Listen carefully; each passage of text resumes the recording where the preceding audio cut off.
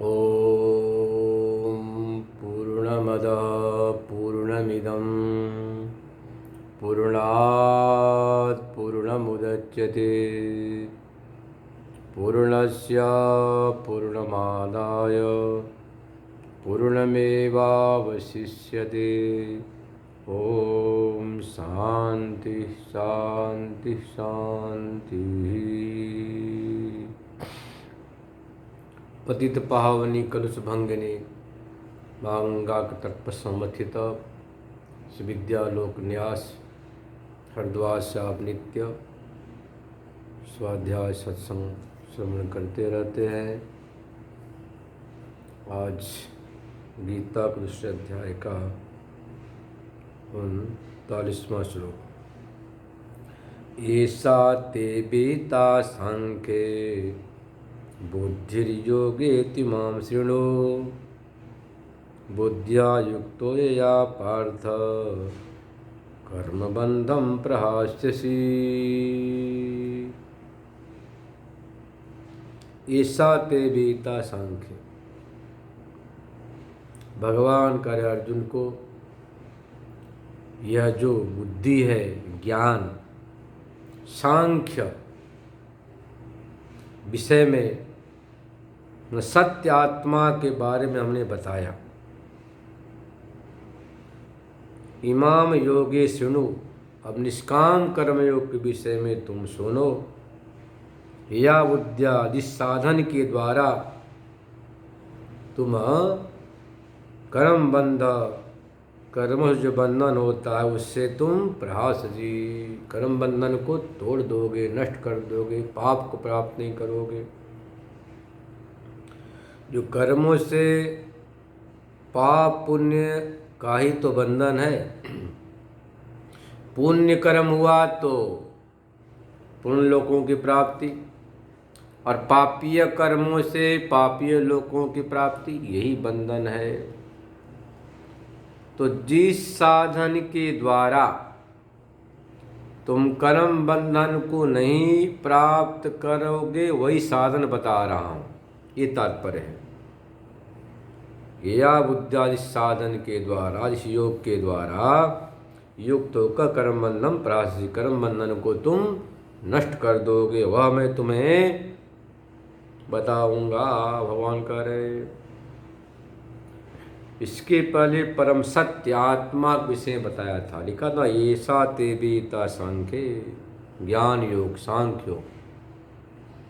उस आत्मा के उपलब्धि में जो कर्म बंधन बाधक है, आत्मा के साक्षात्कार में जो कर्मों का बंधन बाधक है, उस बात को मैं तुम्हें यहाँ बताऊंगा, बता रहा हूँ। मतलब सीधी बात है। यहाँ तक जो भगवान ने ज्ञान योग की चर्चा की, आत्मा अनात्मा का विवेचन, अब वह किस साधन से साध्य है, किस साधन से प्राप्त होगा, इसकी चर्चा प्रस्तुत श्लोक में कर रहे हैं। निष्काम कर्म योग, इस साधन के द्वारा तुम कर्म बंधन को छोड़ दोगे, ये तात्पर्य है।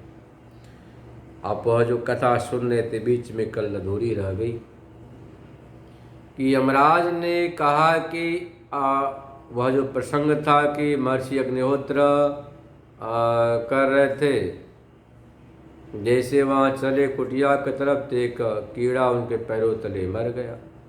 यमराज के पास पहुँचे, पूछे भाई ऐसा क्यों हुआ? तो यमराज ने कहा कि वह आपके वो शुद्ध अन्न को ग्रहण करने से वह तो देवलोक को चला गया। पर पूछे कि हमारे पैरों तले क्यों मरा? तो बोले कि मरने से तो कुछ पाप लगेगा ही, कर्म बंधन होगा, तो उसका प्रायश्चित से परिहार हो सकता। तो चाहे जान में हो या अनजान में हो, जो भी कुछ हो कर्म, उस कर्मों से पाप पुण्यात्मक बंधन तो होता ही है। यह तात्पर्य हुआ इस कहानी का, दृष्टांत जो दिया था कल आपको। तो भगवान जो स्पष्ट कर दिए पहले, चाहे कोई भी कर्म करो, कर्मों से पुण्यात्मक पापात्मक बंधन की प्राप्ति होती है, यह निश्चय हो गया।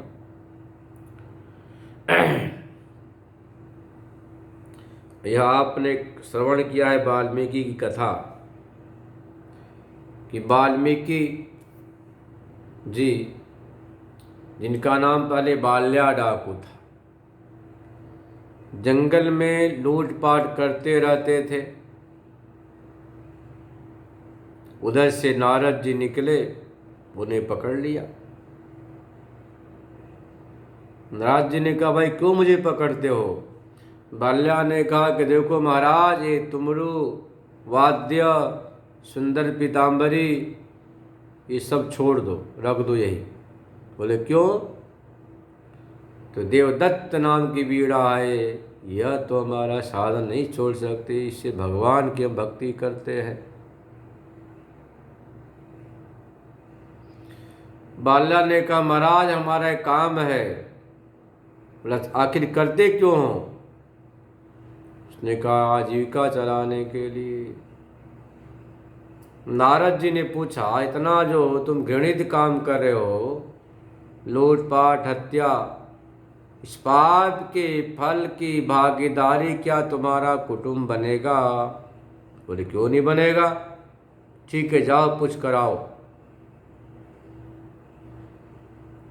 बाल्या ने कहा, तुम बहुत चतुर हो, मैं पूछने जाऊं और आप 9 2 11, ऐसा नहीं चलेगा, मैं सब समझ रहा हूं। नारद ने कहा, भाई तू मुझे पेड़ से बांध दे, विश्वास नहीं तो जब तक तो नहीं आएगा तब तक मैं ही रहूंगा। बोले ठीक है। नारद जी को पेड़ से बांध दिया, स्वयं चला गया घर। जाकर बुलाया पत्नी को, बच्चों को, कुछ बताओ, ये जो मैं पाप करता हूँ, लूटपाट, चोरी, इस कर्म के फल को, पाप को तुम लोग भोगोगे या नहीं? बंटवारा करोगे नहीं? पत्नी ने कहा, मैं क्यों पाप भोगूं? तुम घर के मालिक हो, तुम जैसे भी धन लाओ, सीधी बात। बच्चों से पूछा, बच्चों ने कहा, हम भी पाप के भागी बनने वाले नहीं, तुम घर के स्वामी हो, जैसे भी तुम्हारा काम है घर को चलाना। वापस आया, चलो में गिर गया। तो देखो, यह जो कर्म है, उस कर्म से बंधन, अच्छे कर्म से पुण्य, बुरे कर्म से पाप। तो जो कर्म बंधन है वह तो होना ही होना है, उस कर्म बंधन छुटकारा कैसे हो? सीधी बात।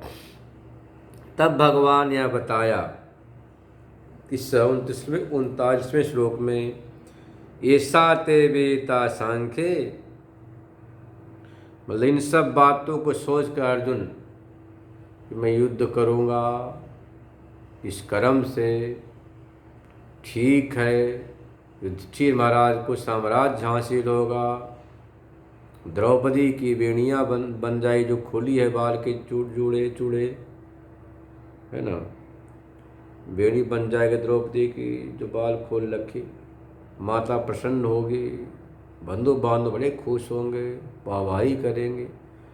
पर मुझे जो हिंसात्मक पाप करने से, हिंसात्मक युद्ध करने से पाप तो लगेगा ही, पाप का बंधन होगा, इसलिए मैं क्यों लड़ूं, कैसे लड़ूं? तब भगवान कह रहे, ऐसा ते वेता सांख्य, यह बात मैंने तुम्हें सांख्य परम सत्य आत्मा के बारे में ज्ञान बताया, सीधी बात है।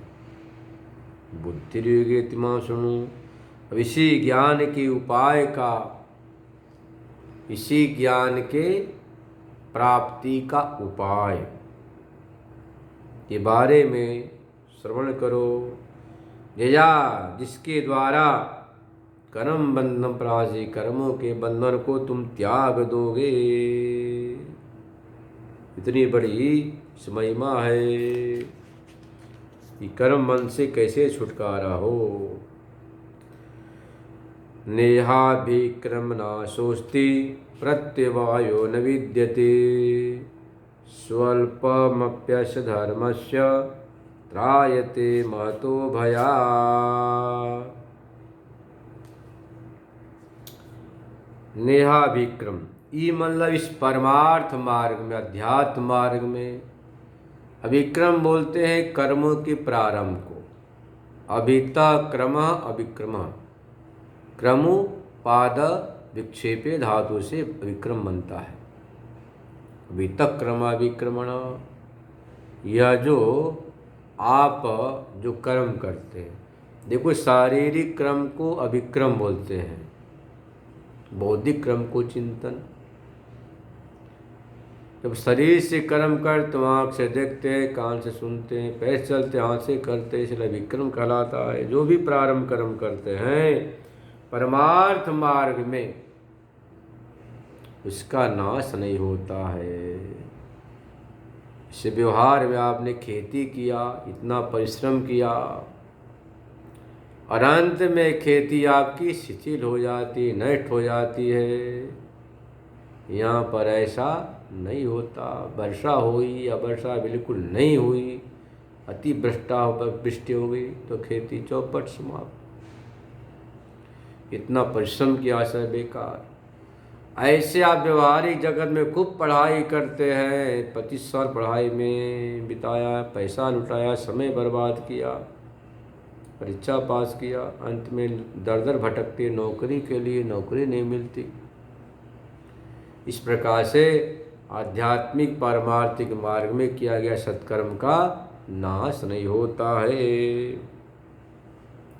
यह अविक्रम नाश न अस्ति, अविक्रम का नाश नहीं होता है। इतना नहीं, प्रत्यवायो न, प्रत्यवाय मतलब विपरीत फल भी नहीं होता है। डॉक्टर रोगी का इलाज करता है, बचाने के लिए पर मर जाता है। इस प्रकार से इसका विपरीत फल भी नहीं होता है। तो यहाँ का विपरीत फल भी नहीं होता है। स्वल्पमप्यस्य, थोड़ा भी जो धर्म है, त्रायते महतो भयात्, संसार रूपी भय से मुक्त कर देता है। संसार का सबसे बड़ा भय क्या है मालूम है? जन्म। जैसे जन्म हुआ वैसे ही जरा भी आएगी, सारे तमाम दुख आएंगे। लोग बोलते मैं गरीब हो गया, अमीर हो गया, अमीर होने पर भय, गरीब होने पर धनाभाव। ये जो अवस्थाएं हैं, ठीक है, अवस्था धन कमाया तो गरीबी नष्ट हो गई, और बहुत अमीर है आलसी रहा तो अमीरी भी चली जाती है। ये तो आती है जाती है अवस्था व्यवस्था। परंतु यहाँ पर जो सत्कर्म है उसका कहते नाश नहीं होता, बल्कि वह कर्म बंधन को काट देता है। आपने उस श्रवण की कथा ना, भगवान विष्णु श्रावण महीने में सहस्त्रार्चन प्रारंभ करते हैं। हरिस्ते शास्त्रम कमलबलिमाधाय पदयो, यदेको नेतस्मिन् निजमुदहरन्नेत्रकमलं, गतो भक्त्योद्रेक परिणतिमश्रीचक्रपुषा, त्रयाणां रक्षायै त्रिपुरहरजागर्ति जगताम्। नियम लिया कि सावन महीने में 1000 कमल से पूजा करूँगा। परीक्षा के लिए एक दिन एक कमल अंतर्हित कर दिए भगवान शंकर। लक्ष्मी जी 1000 कमल पूजा के लिए रख देती। भगवान विष्णु एक एक नाम बोलते शिव जी का, शिव सहस्त्रनामावली से, और चढ़ाते जाते। ओम नमः शिवाय, पुष्पम समर्पयामि, ओम नमः शिवाय बोलते हुए। नियम है कि सत्कर्म में बोल नहीं सकती, इशारा नहीं कर सकते। आजकल तो लोग बोलती इशारा करते हैं ना, तो खंडित हो जाता है। भगवान विष्णु सोचे क्या करे भाई, 999 हर एक तो घट गया, कैसी पूजा संपादित होगी, पूर्ण होगी। उन्होंने कहा कि शास्त्र में कहा गया है मुझे कमल नयना। तत्काल अपने नेत्रों को भगवान के चरणों में समर्पित कर दी। तत्काल भगवान शंकर दर्शन दिए, सुदर्शन चक्र साथ में वरदान में दिया। सुदर्शन, सुंदर दर्शन, जिससे पूरे ब्रह्मांड की रक्षा करते भगवान विष्णु। तो देखो अभिक्रम, शिव सहस्त्रार्चन अभिक्रम हो गया। अब उस अभिक्रम में बोल पड़ते तो पूजा खंडित हो जाती, पर यहाँ पर ऐसा नहीं। यह जो परमार्थिक मार्ग है, आपने आधा पूजा किया, आधा कभी और कर लो तो भी चलेगा, नष्ट नहीं होगा। व्यवहारिक जगत में जितने भी कर्म हैं वे विधि पूर्वक करने पड़ते, न करे तो उसका फल नहीं मिलता है। जितने भी श्रौत स्मार्ट कर्म हैं उनके बीच में यदि कुछ कर्म आ जाता है तो प्रारंभ किया मूल कर्म नष्ट हो जाता है, ऐसा नियम है। यह जो आध्यात्मिक मार्ग, परमार्थ मार्ग, यहाँ पर उस सत्कर्म का नाश नहीं होता है।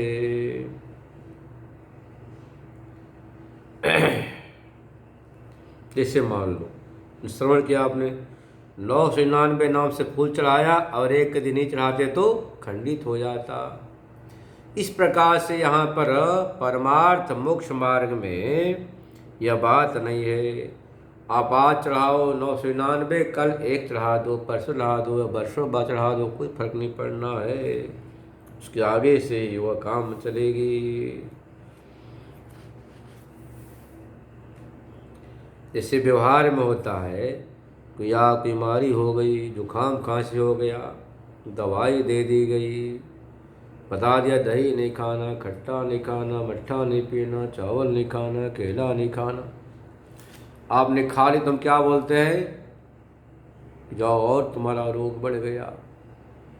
उल्टा फल हो गया ना। जो मूल दवाई आपकी काम नहीं की, उल्टा फल और जुकाम खांसी बढ़ गया। इस प्रकार से इसका नहीं होता। इस मोक्ष मार्ग में आप जहाँ भी इतना जैसे भी करो उसका फल मिलता ही है। इसका विपरीत फल भी नहीं है और अभिक्रम का नाश भी नहीं। जैसे आज आपने 4 पन्ना पढ़ा, 4 दिन के बाद भी 4 पन्ने से आगे पढ़ो तो वह व्यर्थ नहीं जाता है। ऐसे यह अध्यात्म मोक्ष मार्ग है। यह विक्रम नाशो न नंबर 1, नंबर 2 प्रत्यवाय नहीं। और तीसरा फल बताया त्रायते महतो भयात, संसार रूपी भय को ही, संसार का भय क्या, जन्मना मरना, इसे छुड़ाने वाला है।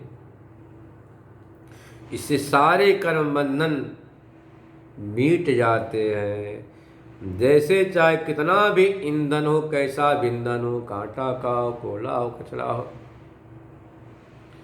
आग सारे ईंधनों को तत्क्षण जलाकर भस्म कर देती है। ऐसे ही यह परमार्थ मोक्ष मार्ग है। में सारे यह कर्म बंधनों से छुटकारा दिलाने वाला है।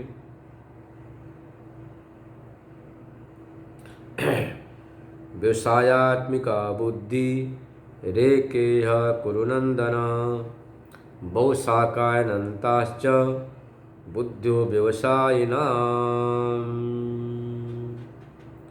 भगवान कहते देखो भाई,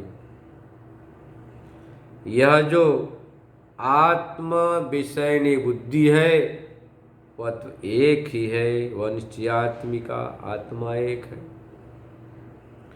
बहुशाखा अव्यवसायी यह अनात्म विषयनी बुद्धि अनेक शाखाओं वाली है। कल्याण मार्ग में निश्चयात्मिका बुद्धि तो एक होती है, हमको भगवान का भजन करना, प्राप्त करना, इतना ही। व्यवहारिक जगत में अनेक प्रकार की वृत्तियां होती हैं, अनात्मा की अनेकाकार वृत्तियां हैं। इसको बताने के लिए कह दिया अनंता च वो शाखा अव्यवसायिनाम, क्योंकि आत्मा एक है, तद विषयनी बुद्धि भी एक है।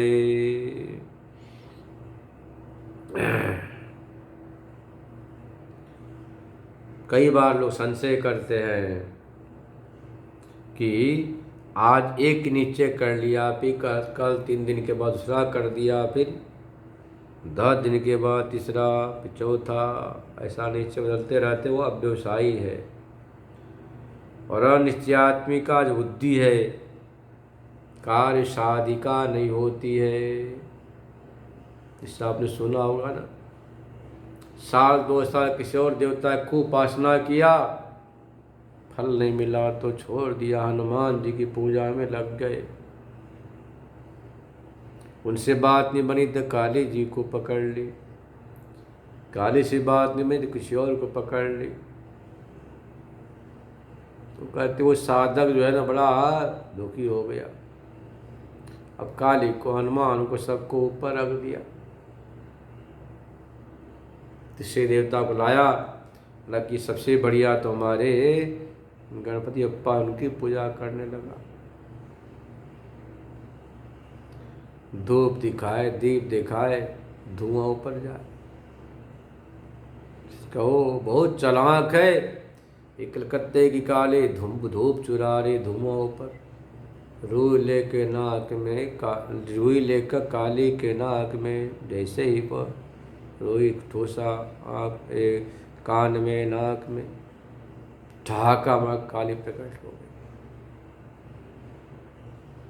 उस साधक ने कहा मुझे पता होता कि कान में, नाक में रुई ठुसने तो दर्शन देती तो पहले किया होता, इतने समय खराब नहीं होते। काली ने कहा तुझे विश्वास हुआ कि मैं तेरे धूप दीप ग्रहण कर रही, इसलिए मुझे प्रकट होना पड़ा। तो विश्वासम फलदायकम, विश्वास ही जीवन फल को देने वाला होता है, फल प्रदाता होता है।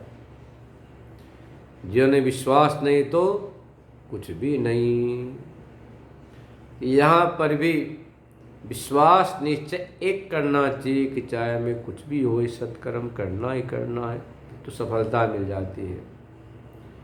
और बार बार संशय करो, आज ऐसा क्यों नहीं, ऐसा क्यों नहीं होना चाहिए, ऐसा क्यों हो गया। संशयात्मा विनश्यति,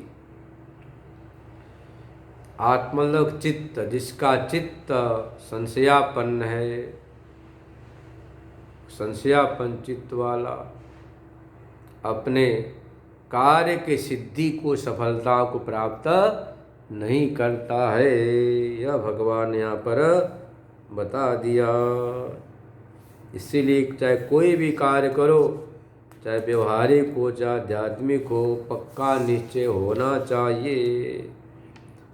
पक्का निश्चय होने के बाद आप जरूर अपने लक्ष्य को, मंजिल को हासिल कर लेंगे। और यह भी होना चाहिए कि भाई जो आप कर रहे हैं, वह जो कर्म है, उस कर्म का परिणाम क्या। कई बार क्या होता है, अंधा अनुकरण करते, परिणाम पर विचार नहीं करते।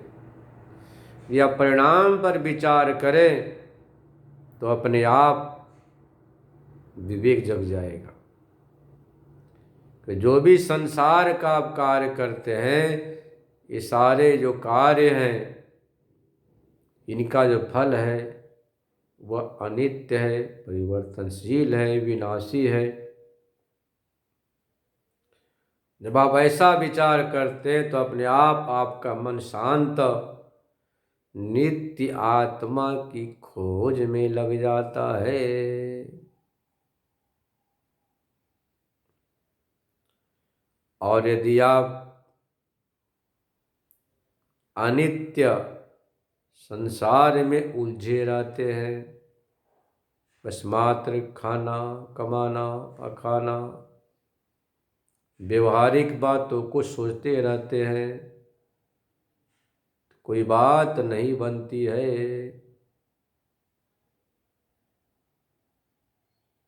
इसलिए आपको निश्चित ही इससे उपरत होकर आगे की बातों को सोचना चाहिए, जगह देना चाहिए। पर जो संसार है परिवर्तनशील है, खाना कमाना पकाना कोई जीवन थोड़ा है, ये तो साधन है। इस साधन से साध्य परमात्मा की भक्ति है, नाम जप है, उपासना है, तपश्चर्या है, चिंतन है, विचार है। जब आप इस प्रकार से बार बार विचार करेंगे तो अपने आप विवेक जग जाएगा। फिर आपके चित्त में वैराग्य होगा कि भाई हम मनुष्य हैं, इसलिए मेरा परम कर्तव्य है भगवत साक्षात्कार। यदि आपने अपने जीवन में भगवत तत्व का साक्षात्कार कर लिया तब तो आपका जीवन सफल हो गया, और नहीं किया तो चाहे कुछ भी आपने कमाया, कुछ भी आपने संचय किया, संजोया, सब बेकार। जब तक आपके कंठ में प्राण है तभी तक हैं। जैसे शरीर से प्राण अलग हुआ फिर आपके काम का नहीं। यदि आपने भजन किया, साधन किया, तपस्या किया, दान किया, पुण्य किया, सत्कर्म किया, तो आपके चित्त में प्रसन्नता बनी रहेगी कि भाई हाँ हमने बहुत कमाया। वो कहते हैं ना, एक बूढ़ा आदमी मूर्छित था, मरणासन था। सबसे पूछा, बड़े विद्वानों को बुलाया, ज्ञानियों को, बताओ हमारे साथ परलोक में जो सोना है चांदी है, इतने जो हमारे इमारतें हैं, मकान दुकान, कैसे जाए, कौन भिजवा सकता है।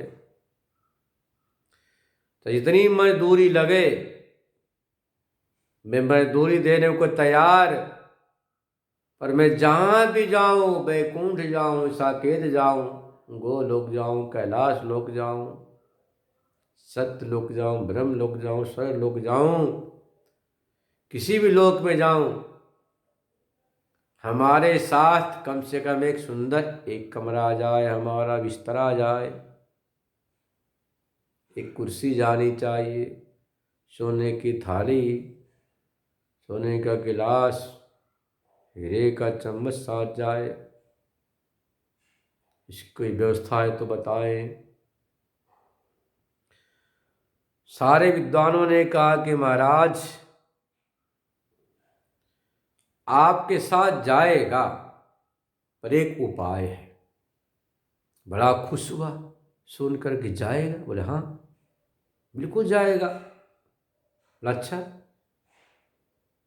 कितने पैसे लेंगे मजदूरी के वहां तक पहुंचाने के? उन महापुरुषों ने कहा, विद्वानों ने, कि धर्मानुगच्छति जीव एक, जो तुम्हारे पास धन है से धर्माचरण करो। जैसे कि आप अग्नि में हवन करते हैं, अग्नोपस्थम आहुति आदित्यम उपतिष्ठते, आदित्या जायते वृष्टि ततो अन्नम ततः प्रजा। आप जब आहुति अग्नि में हूत करते हैं, प्रहूत करते हैं, वह आहुतियाँ सूक्ष्म रूप से आदित्य मंडल में उपस्थित होती हैं। वहाँ से बादल बनकर वर्षा होती, उससे अन्न होता, प्रजा प्रसन्न होती। तो ही आपकी आहुतियाँ आप तक पहुँचती हैं, प्रसन्नता को लेकर आती हैं। एक चम्मच घी को एक आदमी भी खा नहीं पाएगा, और हवन कर दो अग्नि स्वाहा, तो सूक्ष्म रूप से सबको ऑक्सीजन मिल जाता है। देवताओं की तृप्ति, चित्त की प्रसन्नता, लोक में वाहवाही, बड़ा अच्छा भक्त है, हवन करता है, कितने फायदा हुए बताओ। एक चम्मच घी स्वयं तुम खा लेते कुछ पता नहीं चलता, पर एक चम्मच घी को अग्नि हवन करने से एक तो लोक में ख्याति, यज्ञ करता, होती करता भगत जी, सबको ऑक्सीजन मिल गया, पर्यावरण शुद्धि है ना, वृष्टि और चित्त शुद्धि, आप संतोष, कितना लाभ हुआ। तो ऐसे ही महापुरुषों ने, विद्वानों ने कहा धर्मानुगच्छति जीवैक, आप दान करो, धर्म करो, मरने के बाद तुम चाहे जहाँ भी जाओ वहीं तुम्हें या संपदा, ऐश्वर्य, समृद्धि तुम्हें उपलब्ध हो जाएगी। बड़ा खुश हुआ। तो देखो ऐसे हमारे जीवन में, जब हमारे जीवन में हम सत्य पर प्रतिष्ठित होते हैं तो निश्चित ही हमें सन्मार्ग मिलता है, हमारा कल्याण होता है। शेष कल श्रवण करेंगे। ओम पूर्णमदः पूर्णमिदं पूर्णात् पूर्णमुदच्यते पूर्णस्य पूर्णमादाय पूर्णमेवावशिष्यते। ओम शांति शांति शांति।